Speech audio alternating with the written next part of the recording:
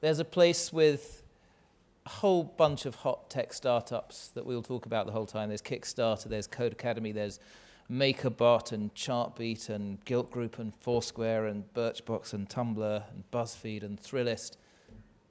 But it's not West Coast, it's New York. And we've got 4 brilliantly placed people here to tell us what New York has that's created such a high threshold of startups. If you look at some of the numbers, some of the exits recently of New York or New York region-based startups. So Buddy Media acquired by Salesforce for around, reportedly, 700 million, single platform for 100 million. The people behind Draw Something sold to Zynga for 210 million. The New York Tech Meetup now, I see, has about 25,000 members. And in the last 4 years, the numbers seem to be about 500 startups getting substantial funding. So we're here to work out not just why this is happening, but how the rest of us, wherever we're based, can learn from this. And I just want to introduce our panel. And if you could just kind of headline in a minute why you're based in New York and what the benefits are.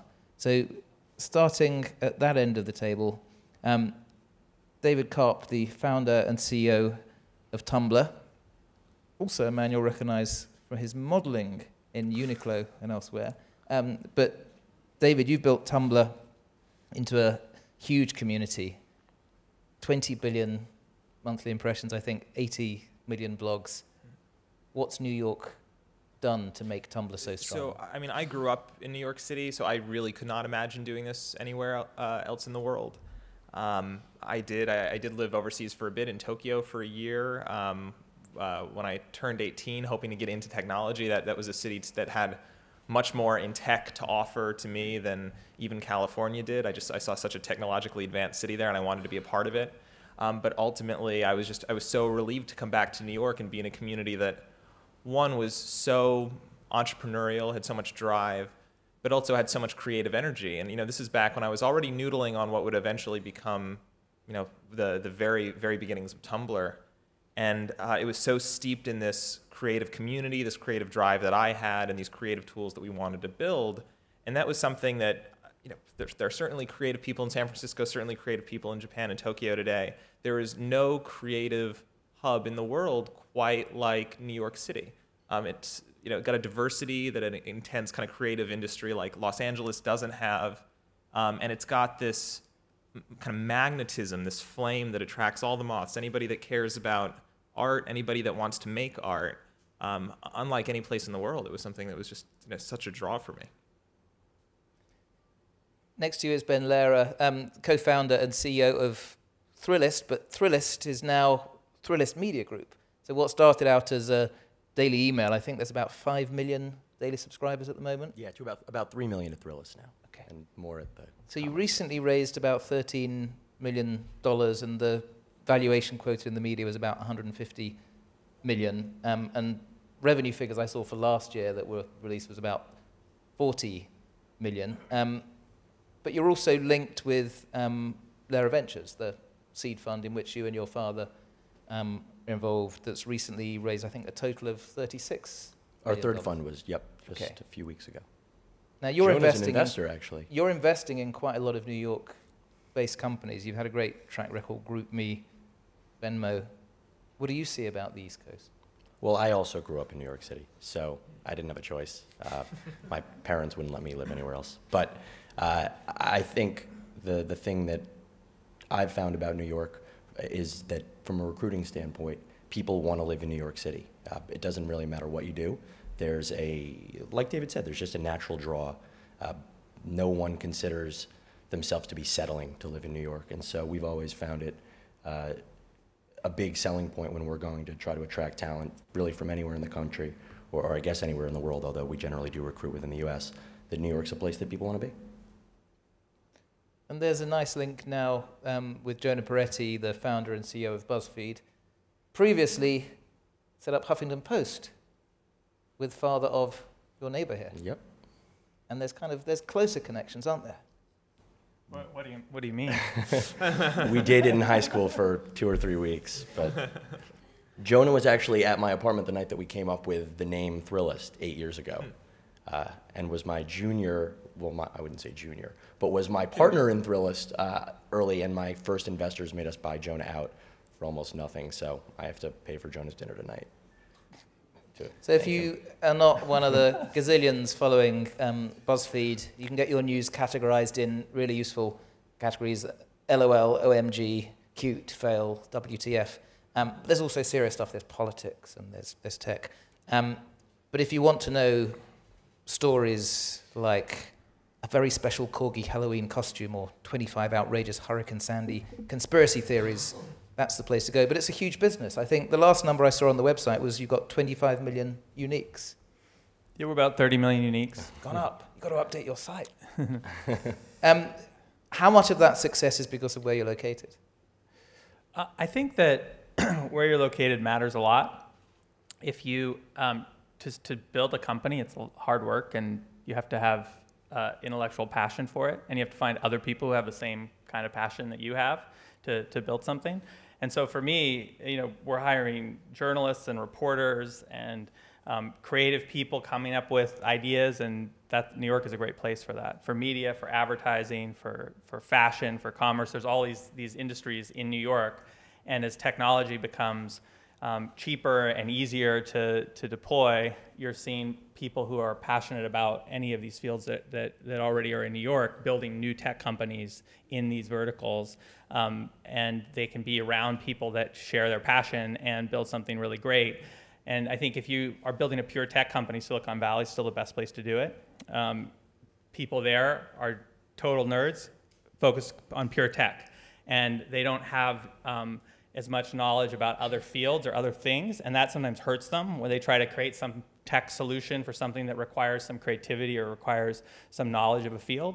And so New York has this great advantage of taking the industries that are already there and applying and combining that with really smart technology and disrupting these incumbent industries that are already in New York, but also hiring from them and finding people who are passionate in those areas.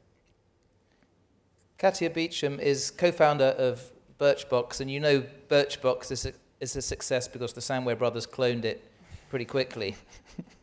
Were you flattered by that?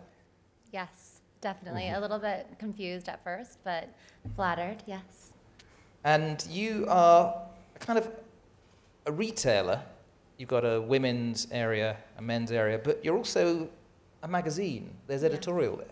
Yeah, exactly. I mean, so the idea for Birchbox was really about changing the way you could buy a beauty product for the first time on the internet, knowing that beauty is something that you need to interact with, but also where editorial is such an important factor. And we quickly learned and realized that the whole dynamic that's challenging about shopping for beauty products online could extend beyond beauty.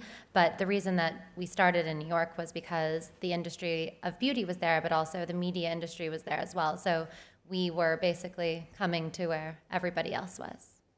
And there's a lot of how-to tutorials on the site, how to get rid of dark circles without concealer. There's trend articles, the dark lip trend, how far are you willing to go? But maybe you've hit on something. If New York is such a media center, maybe it's curation that people want in an age where there's endless information on the internet, but not necessarily right for you.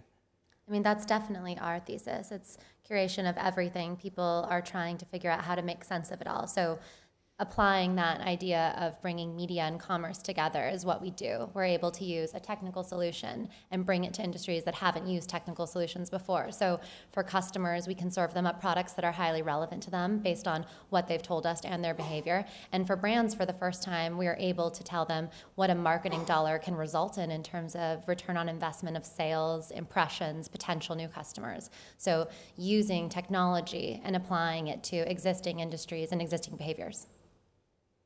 And we talked a bit about talent. Now, there's massive demand for the top software engineers, for the top data scientists in the West Coast. The Googles, the Facebooks will pay top dollar for that. Does that disadvantage you 3,000 miles away from the action? We've, we were really nervous about this. I mean, this is something that we were, particularly as we started to get aggressive about scaling our engineering department at Tumblr.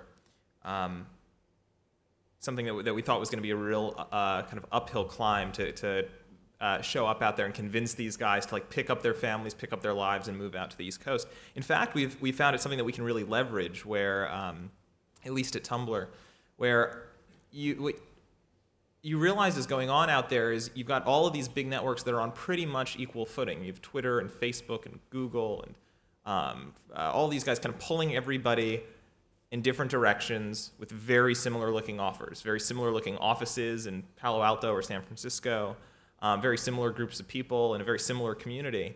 So when you show up when we show up at the very end of that process and go, hey, listen, before you make up your mind between Twitter or Facebook, come spend a weekend in New York City. Just on us, come hang out and just check out New York. It puts us on totally different footing.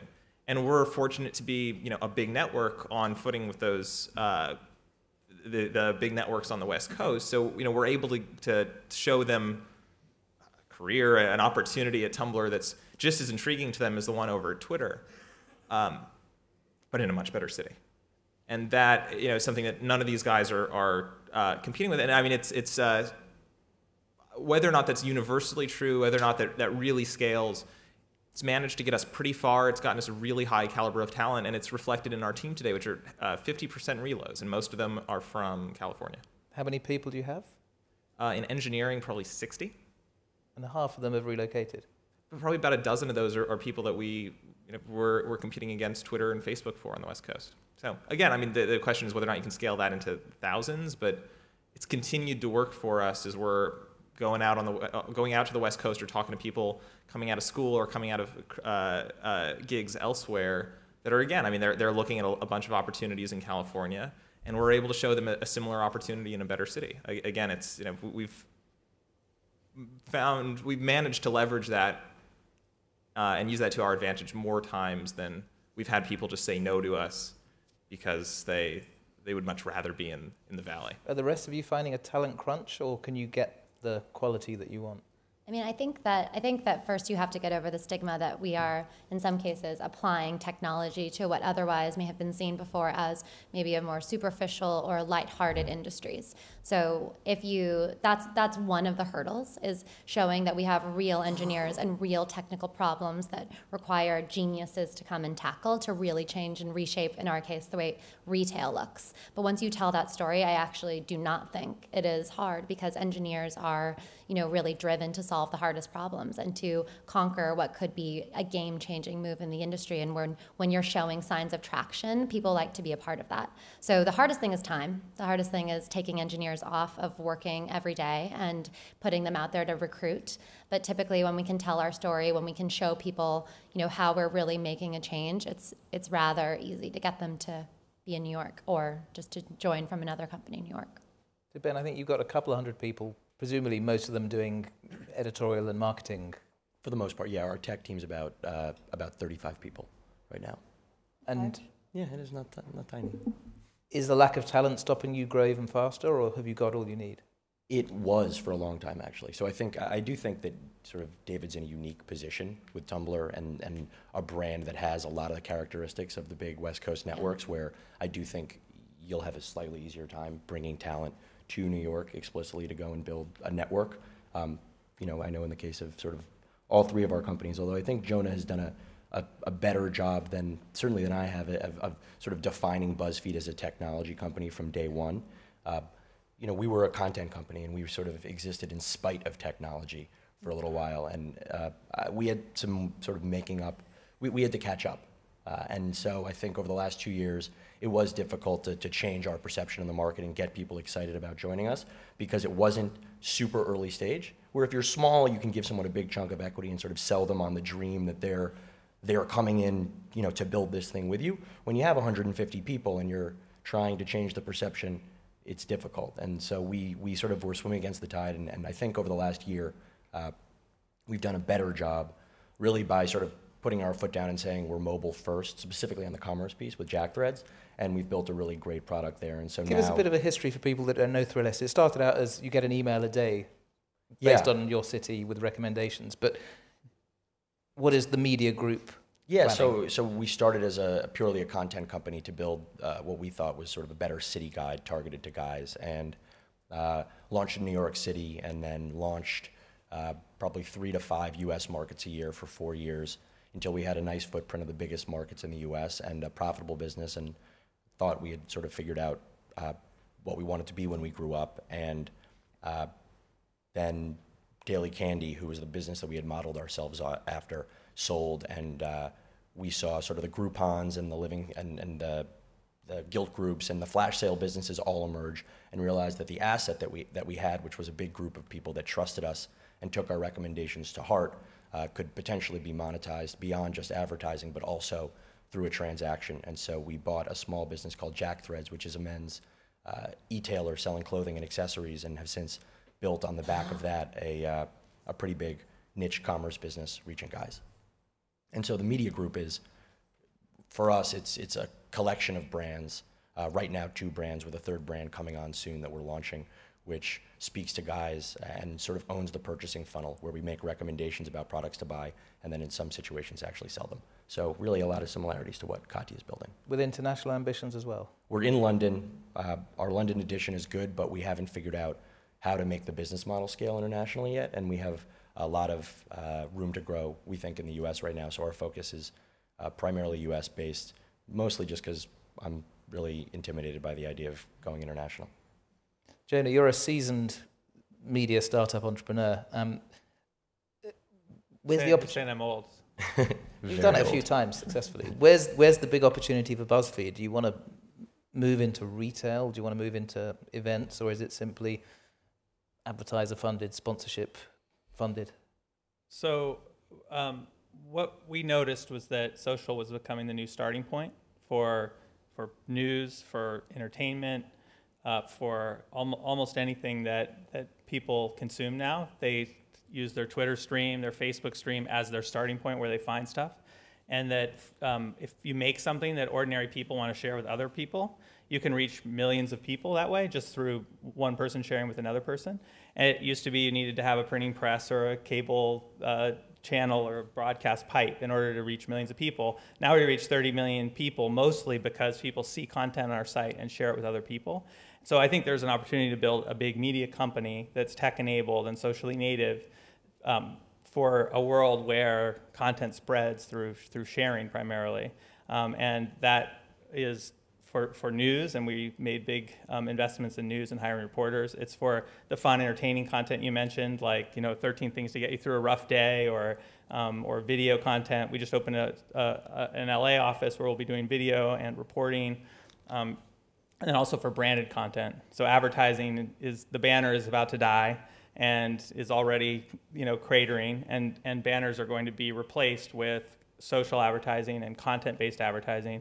We've been doing that for 2 years. 2 years ago, nobody cared and would try to put banners on our site, and we told them, no, we don't want banners, we want to do this other thing, and had to convince people. Now we have brands, just more and more brands coming to us saying, we want to be like a publisher and get our branded content out there, and you guys know how to do that. So I think there's a lot of growth in those areas. If you look at the size of the market of news, entertainment, and advertising, they're kind of infinitely large markets. And presumably mobile is where everything's moving quickly. Yeah, and I used to hate mobile because I have been obsessed with how things go viral, why things spread, and things would always die when they hit the phone. So if you remember the dark ages, you couldn't even text someone who was on a different carrier. And then it became you couldn't send images or video. Someone would be on a BlackBerry and they couldn't look at it, and someone else would be on a smartphone. Now there's enough penetration of smartphones that it's actually flipped, and now you can't make something go viral unless it works on mobile. If you make a great post and great piece of content, the way most people are going to find it is they're going to see it in their Facebook newsfeed on their Facebook app. They're going to click to it, and if in the mobile web version you can't share it easily, it dies right there and doesn't spread. And so if sharing is the way that things spread and social is the way that things spread, and that is happening primarily on mobile or increasingly on mobile, you need mobile to make things go viral. So our company is like a lot of companies, has continued the shift of having a more mobile orientation. And do you see your users increasing on the 7-inch, 10-inch tablet devices more than the cell phones?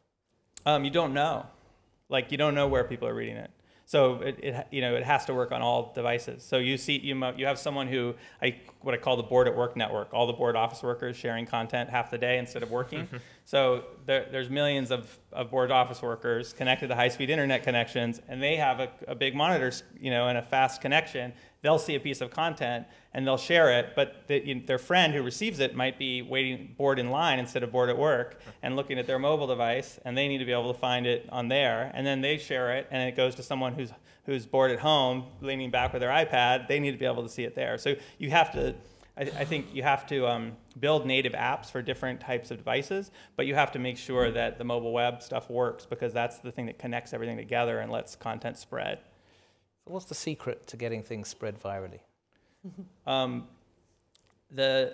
think the big thing that people miss is that they get too much in their own head. They think it's an intellectual exercise and not a human exercise. So making something that makes someone feel an emotion, that makes someone feel inspired, that makes someone laugh, those are all inherently social things. So you go out to dinner with your friends, you all tell jokes, you laugh. The next day, you don't remember the jokes. You just remember that you feel closer to your friends. Or you go home for the holidays and the family dog runs out. Everyone pets the family, pets the dog. You feel close to the dog, but you also feel closer to the other people in your family. And that's often the highlight of the weekend. The rest of the time with your families usually doesn't live up to the dog petting moment. So I think when you look at social, you see these moments where people come together around content and feel something together, feel an emotion or inspire together, and that's what inspires people to share. It's the informational value matters to some extent, but the emotional side is just as important. There was a headline from the Associated Press a few days ago: New York is no Silicon Valley yet, but it's making progress. Is that the right way to think about things? Is that the aspiration? Do you want to be Silicon Valley? I think it'd be nice if we had some big exits like the Valley. I think financially, at least from an investor perspective, that's the goal, is to build really big, important technology companies, and the West Coast has consistently done that. And in New York, I think we're starting to do that. And so I think Tumblr will be a big, important company that will have some nice eventuality where people will be able to say New York is great because of this, but that's the missing piece right now. There's clearly a ton of talent. I think there's definitely a sentiment. I mean, tell me if I'm reading this right, guys, but I think there's definitely the sentiment that the industry in New York right now would really love to be known for having different sensibilities, being successful with different sensibilities than the West Coast. The sense that the West Coast has a strong engineering mindset, is really oriented towards stuff that gets big and scales, but isn't really about people and making lives better, or is more about indexing than it is creating. I think one of the things that I look around New York City and get so excited about is I see companies that I don't think could be created outside of New York City. I don't think Foursquare could have been born out of a city other than New York. I don't think media companies like Thrillist and Buzzfeed could be born out of any city other than New York. And I think there's a lot of that in Tumblr today too. At least I certainly believe it is. So I think that yes, there's some things that we would love to put us on the map a bit more than we are. Things that could validate New York a little bit further. But I think the sentiment right now is we don't want to cross over as Valley Junior. We want to prove that this is a place where a whole different genre of business, technology, consumer products get made. We are our own industry with our own sensibilities out here. There's another thing that I think is happening that is even before the big exits, and we've had some big exits recently. You mentioned a few at the beginning. Even before the big exits, there is money coming out here, I think, in a lot of the West Coast VCs that are starting to spend a lot more time in New York. These guys, Tumblr, we have these guys that have joined our board. A lot of these New York companies have gotten enough traction that we're getting Andreessen Horowitz out here, we're getting Sequoia out here, we're getting Greylock out here, or out there, and that's, they come to our board meetings. People who are spending little to no time in New York City before, they come to our board meetings and they make a week of it. They spend a few days in the city. After the board meeting, they're like, hey, I've got a light afternoon. Who else should I hang out with in the city? Oh, I've got some buddies in Brooklyn who are starting something cool. So you've got these few kind of magnet companies. You've got the kind of first wave or this current generation of companies that are having some success in New York, getting the attention of the guys out west. Those guys are now spending more time in the city, and as a result, have more time to give some attention to the stuff going on in New York, just bringing more of the awareness and the VC dollars following that. And I've seen that in a pretty big way in the last couple of years. Has fundraising been harder for the rest of you think, because there haven't been enough funds to take you to the next stage? Not at the stage of having like proof of concept. I think we're definitely in a great place. People are willing to come out from the West Coast to New York and visit companies now, and they are excited about the fact that we're not just technology companies, we're technology-enabled companies that are doing different things. Often, one thing that I'd say characterizes New York is that there's companies that are being founded with business models at the outset, which is also a really interesting and distinct characteristic, and I think one that both confuses and excites investors. They're like, wait a minute, there's not a network effect necessarily here. So I think that that's something that we can also hang our hat on. But you do have to get on a plane in New York to raise late stage money still. There's 3 or 4 late stage funds that are in New York. And outside of that, I raised a round earlier this year and spent a week on the West Coast and a few days up in Boston. And it was that was crazy to me that I couldn't go and do all of this in the backyard. And we definitely see lots more West Coast money in New York, but they're still based out West. And I hope that changes. Is that because the established VC firms are too conservative, or is it because they don't sense the opportunity in the East Coast is big enough? I think that they're spending time in New York. Their partners, partner meetings are out there. Their partners are very comfortable in Palo Alto or wherever they are, and it just takes a long time to sort of make that shift. And I think it's not going to be the West Coast funds coming to New York and really setting up shop. I think some new funds are going to have to start, and potentially it's going to be some guys who are doing earlier stage stuff and raising bigger and bigger funds who will eventually become the late stage checks. So Lerer Ventures, your fund with Eric Hippone, your father, and others, you're investing at the early stage. Yeah. How many fantastic pitches are you getting each month? We're getting 2 or 3 fantastic pitches each month, and probably 200 or 300 pitches. There's lots and lots of people who sort of want to be entrepreneurs. I think there's, and I don't want to necessarily call it the Facebook effect, but there is something that's happened over the past few years where entrepreneurs have become pseudo-celebrities in the US, and technology is very cool suddenly, which was not the case 7 years ago when I started Thrillist. And I think what we see is people want to start their own companies and sort of make their own destiny, and many people are starting companies for the sake of starting companies because that's what they think they want to do, rather than actually having an idea that they believe desperately in. And so we'll see someone come and pitch us an idea. They're not able to raise money for it. They play with it for 6 months, and they're back 6 months later with a completely different idea. But this is the idea this time, and it's not that the idea isn't good, but it's that the entrepreneurs don't have the same conviction around the ideas that they're sort of chasing. And so, investing in the early stage, the early stages of a company, we're really not investing in the company as much as the entrepreneur. And so Katia is a good example. We invested in Birchbox, not because we necessarily loved beauty as a space, although it is an interesting space, but because Katia and Haley were impressive beyond belief, and we really believed in them and wanted to be partners with them.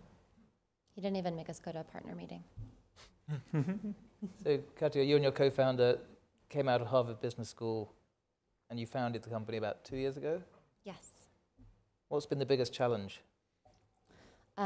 Changes over the time of the company. I think the first big challenge was definitely fundraising. And I'd say that if you're a female founder building a product that is primarily targeted at women and pitching it to men, you're at an inherent disadvantage. So that was tough. But we found some people who understood and believed in it. And then the next big problem came around getting, basically pulling up and hiring people and figuring out like what we needed. And then, you know, at this time, it's really about scaling and prioritizing. So it feels like it just keeps, the hill keeps getting steeper, but it's a lot of fun. We were talking before about your working week, which sounds like it's breaching all sorts of international health directives. So you were saying you're working maybe 15 hours a day, 6.5 days a week? Yeah. Ugh. Yeah, thanks, Ben. Is that the norm in New York? But no, but really, how many hours are you working? Like, Like 2 or 3. there was some study that people who say they work 60 hours a week actually work like 45 a week. Are you trying to make something go viral? Katia doesn't work hard. But this is the very West Coast ethos. You know, you have No, I to think work. people do work really hard in New York. I mean, I think everybody sitting up here works really hard, and it's because it's not because things aren't going well. It's because the opportunity is huge, and you don't. When you have that opportunity in front of you, you can't help but want to run faster. So it's not about, you know, picking up balls that have dropped. It's about throwing more balls in the air. I mean, how's your There's work one this really week? wonderful characteristic of New York is you're not, you know, after work you're not going and hanging out with people in your industry. At least a lot of the time, there's like some variance in, you know, the worlds. It's not just this, you know, one sort of incestuous community of other people working at other startups in engineering or in project management at Google or at Facebook and being so totally immersed in it, which is, I mean, you hear the same thing from everybody that does go and spend time on the West Coast and does, you know, end up leaving. They say they went out there and it felt like the future. It felt like anything was possible because I was out there with a bunch of first adopters. They were people like me. They got it. And it wears, I mean, just walking down the street and seeing everybody wearing the Dropbox t-shirt or the Facebook t-shirt, at some point you realize that a bubble is, you know, has a different connotation here. But I mean, these are people building things for themselves rather than a city like New York, where we're in the shadows of these big media companies that are used to thinking about audiences and hundreds of millions of people all over the world. It's just a very different perspective. It's reflected in the community too. So sorry, I got there from after, you know, I'm going and hanging out with people in the advertising industry. I'm hanging out with my friends that are artists or filmmakers, and that's just. But maybe, David, the aspiring after a lifestyle in New York is not so good for creating world-class businesses. Maybe it's the obsessive nature of a lot of the West Coast entrepreneurs. You can be obsessive and still have creative outlets and creative people around you. I mean, I think that's what we're saying. I think we work hard, but then we're having conversations with people who aren't thinking about what we think about every day, and we're hearing about how they want to experience content or how they want to shop or what they wish was out there and happening, and they're not us. My concern with the West Coast has always been that it's a race, or it feels like a race, where in New York, the sense is really that you're just immersed in passionate people who really care deeply about whatever they're doing and just want so badly to succeed in it, do something great in whatever their respective industry is. It comes from a place of passion rather than this hyper-competitive air that I always feel when I'm on the West Coast. I mean, it's amazing how much up at the top there's empire building, and down below there's just the sense of like, you know, oh, you're a Google engineer? Okay. Yeah, I think, and I think it's interesting how when New York became more self-conscious about being a tech hub, it started to copy some of the things that you'd see on the West Coast. More angel activity, more people saying, I'm going to start a company, more people starting companies that like fit what they thought a company should be based on reading Fred Wilson's blog or reading, you know, Mark Andreessen's blogs, or people started to do it because they wanted to be part of the startup lifestyle and less because of a passion. But I remember both of these two guys, like 8 years ago or 6 or 8 years ago, you know, Ben starting Thrillist when he actually legitimately liked to go to cool undiscovered venues in New York and drink too much and party and then was doing a company that was about that and helping other guys, you know, do that. And I remember David talking about, you know, what different kinds of formats there are and why isn't the web organized based on whether something's a video or a image or a this or that, and how could you, you know, and the sort of Tumblr kind of underground web culture, and what does it mean, and how could it be something more than that? And people who are tinkering and being passionate, you know, we're truly passionate about some area, and then said, oh, I'm going to just start exploring it and working on it more, and not really starting with the perfect business plan or the, you know, or the model of Silicon Valley of how you build the next Google. Now you see people who are more like, I'm going to build the next Google, or I'm going to build the next this or that, and oftentimes even the superior initial plan has worse results than the kind of messy initial plan that comes out of someone's like deeper curiosity. And so that's, I think, one of the things that we have to try to hold on to in New York is that you know, when things become too self-conscious, that it can kind of ruin the energy that actually makes a lot of the great companies in New York exist today. Governments seem to think they can recreate their own Silicon Valley locally. David Cameron's talking about Tech City in London. You know, in Moscow, they're talking about Skolkovo. Michael Bloomberg has said similar things. There's going to be this Cornell with the Technion on Little Island, not far from where you are. How useful is it when government says, hey, we can help? At the point you're scaling, I think it's huge. I mean, for us, so our big issues are, we still do need talent in New York. Even outside of technology, we need talent in New York.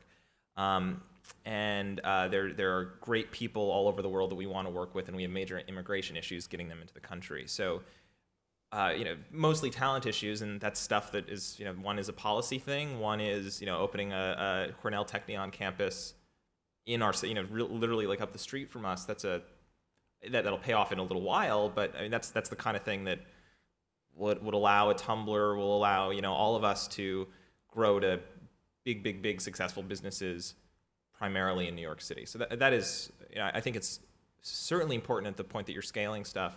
At the lower end, I mean, some of the things they're doing around supporting incubators and tax payments and things, I don't have experience with them myself. I don't know if any of you guys do, but I have to. I've seen my friends take advantage of them. So. I have no idea whether the government programs help or not. They just don't touch your life. I mean, I think that having a mayor that is excited about technology, you know, is a morale booster, and I just don't know whether the Cornell campus is going to help or not. It seems like, you know, better than nothing, but I don't know. I just don't know enough about how government policy and tech policy works. Well, there's certainly in the history of the Valley the importance of Stanford, both generating the engineers but also the prospective entrepreneurs. Yeah, I think university programs make a huge difference. We've worked with Columbia's math department. We have, I mean, universities, I think, are important. I don't know that they need to be focused on trying to help tech. I think if you have good computer science, good math, good design, you know, good liberal arts education, smart, educated citizenry, that helps. And the ability to collaborate with universities helps a lot.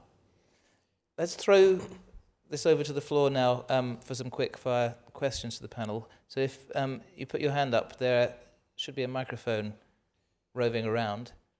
And the rules are, you just tell us who you are, and your question needs a question mark. So if anybody has a question for our esteemed panel. Everyone's asleep. Thank you. Is so there a microphone at the front, please?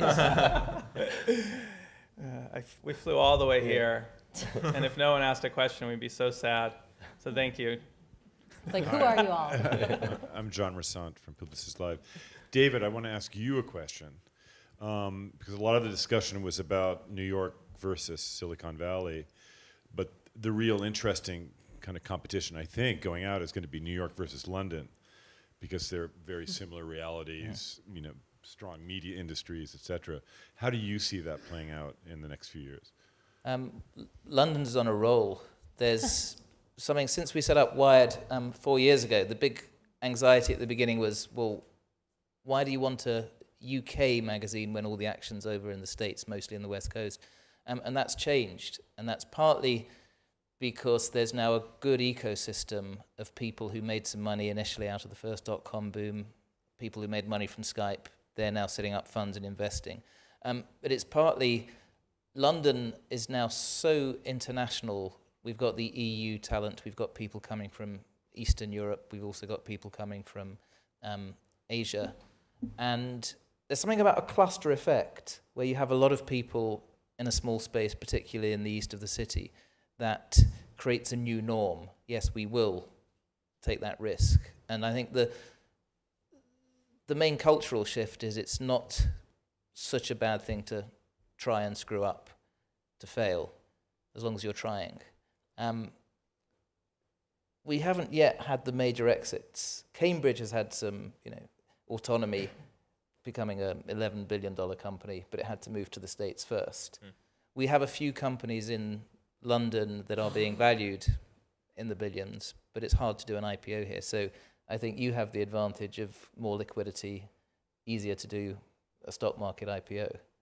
But I think politicians in Europe, and it's also Berlin, and it's also Tel Aviv, where they're realizing the great opportunities. So we're going to catch up if we're not ahead already. There's somebody in the fifth row. Thank you. Tell us who you are. And I'm Olivier Fleureau. Question about the number of engineers you can find now in India or in China is, 1,000 times probably what you can find anywhere else. Two questions. One is, do you think they can also start having a sort of Silicon Valley anywhere in China or in India? Or are they at the moment coming to New York or to the Valley and investing in the US?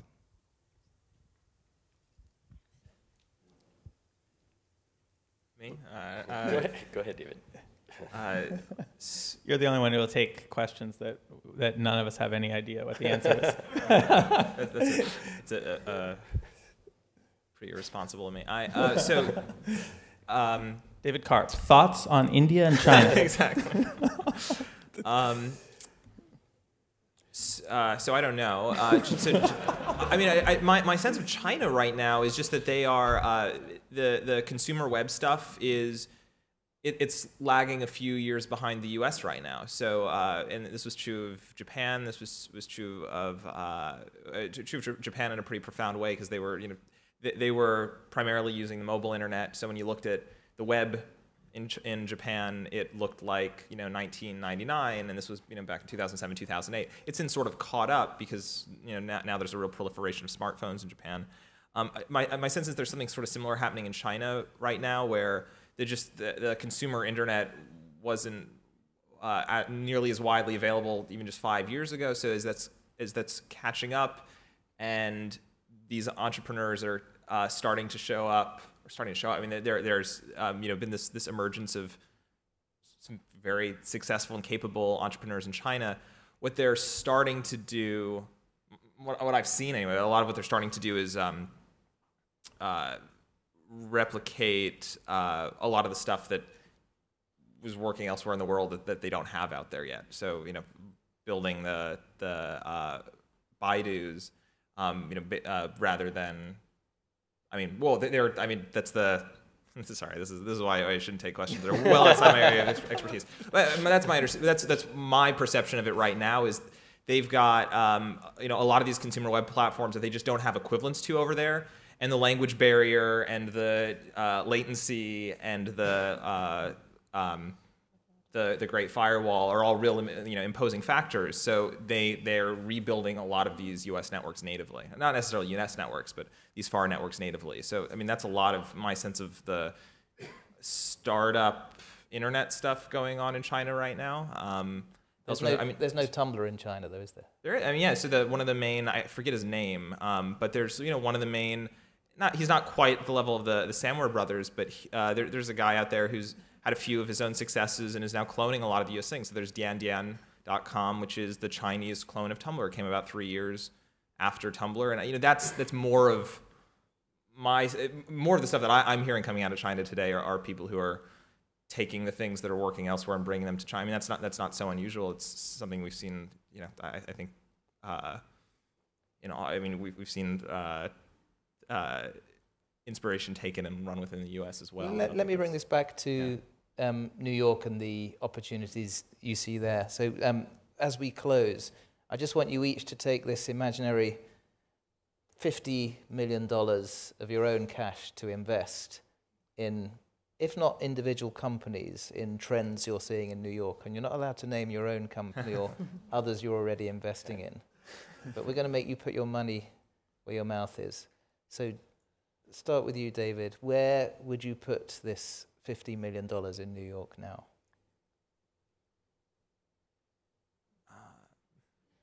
So I would put it in companies that are so just to give naming Tumblr. I would not. I would put money in Tumblr, but if that's against the rules, if that's off limits, I would say Tumblr is part of a kind of creative ecosystem. So if one end of the internet is social and sharing and communication, there's this other corner of the internet made up of the Tumblrs and Instagrams and YouTubes where people are making the stuff that gets shared across all of those other networks.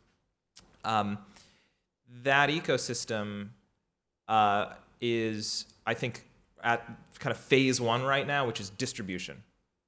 These networks are letting you, sorry, actually, I should say phase one was really the ability to make the stuff. Phase two was the distribution. It's when we had the first YouTube viral star. It's when we had, the first Tumblr book deal, or, binders full of women plastered like all over the news for a week following the debate. The second phase was really this empowering creators with distribution. I think the third phase, it's already started to show its face, and that I'm really excited about, are the new economics. So it used to be the distribution was relegated to the gatekeepers. That's been democratized. It used to be that the tools were grossly expensive. That was when it was, Avid and Photoshop. Now it's, these $2 apps you can download on your phone and produce something that's even higher quality. Second phase was distribution that used to be controlled by the gatekeepers. Now that's democratized by the Tumblrs and the YouTubes. Third phase is going to be the new economics, the ways that these creators who are building their own audiences, they're using all sorts of tools to make great stuff, build huge audiences. Next big step is going to be how they profit from it. And we're starting to see that in things like Kickstarter, VHX, Etsy, and I'm really curious to see what else comes after that. I'd be putting all my money in those platforms that are introducing new economics for creators. Katia, where would you put your 50? So I'm a bit of the oddball because Ben as well deals with physical products, but I think there's very little investment in back-end infrastructure, and that really does limit innovation when it comes to dealing with physical things. And it's fascinating because people have incredible ideas about how to shake up retail, but then if you go back behind the scenes, upstream, the innovation in actual fulfillment in warehouses is terrible. So I think that it's a very low margin business, so it might not be in the actual warehouses, but in some sort of system to help them run more efficiently. And I'm also really interested in mobile payments. I think that when we are seeing so much traffic shift to mobile and that barrier of taking out your wallet and paying for something, it seems inane at this point, and I would be, really excited to put money into mobile payments and making that whole process more seamless. Thank you. Jonah? So I'm not a good investor. I don't know where to put money, really. But I think that it is clear to me that the web has moved from portals to search to social, and that this is a broad shift. And if you look at how long portals were dominant, how long search was dominant, you can see that we're at the beginning of the era of social. And I think that is creating opportunities in its second wave for not just creating the network, but what is going to spread on these networks. We thought a lot about how do you build a network, how do you build all the connections, but what actually is going to spread on the networks, and how is that going to change different industries? And so Buzzfeed is about advertising and reporting and entertainment, but there's also commerce meets social, and social content plus commerce. There's almost any industry you look at, social is starting to create better ways of doing things that the incumbents are doing. So I would look at big industries that already exist in New York, and I would say, what did they do with search? What are they going to be doing with social? And how do you enable something that is new and different because the social web has been built out and the railroad tracks are there, and they're ready to drive the trains on them. Last word, because you are making these sorts of investments, to Ben. Only $30 million, though, investment. Thanks. He only has $30 million to invest, so. I think, what we've seen, and it's along the lines of what David said, but I think that there has been sort of a pendulum swing where a few years ago there wasn't the distribution. So when you created a great product, the big challenge was about getting people to discover it. And I think now with social and with, with so many different networks and so many ways for people to share, the thing that I'm really focused on, and maybe not the specific businesses, but generally is people who know how to create a really great product and a really great brand, because sort of the pipes are laid, and now the people whose businesses I think are going to stand out are going to be the content creators who actually create the best content, or the retailers whose product is physically better than the next guy or girl. And so quality would be my focus. Great panel. Thanks for joining us from New York. Katia, David, Ben, and Jonah.